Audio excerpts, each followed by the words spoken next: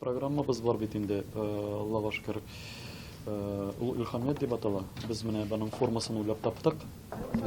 Менә мәсәлән мин сезгә әйтергә тиеш пенсияләр хакында. Директор булгач ансын да белергә кирәк була. Менә мәсәлән конкрет миңа үзе әйтте, Лина Бишарина. Мине зинһар менә шушы нидән илһамият концертларыннан калдырмагыз, бу миңа теге тормыш өчен кирәк дип. Аның пенсиясе 6300 сум.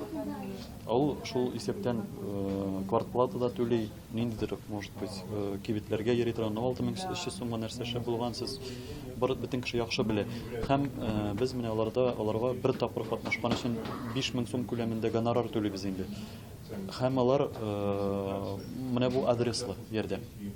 Без аны менә шушындый форма белән алып барабыз. Анда аякта йөри алганнар барсы да катнашалар. Менә идә булганнарына без кемнеңдер артына инде караучы билгеләргә тырышабыз. Күбесенең менә туганнары юк, яки бүгенгә югалар. Менә алар өстеннән карарга кирәк.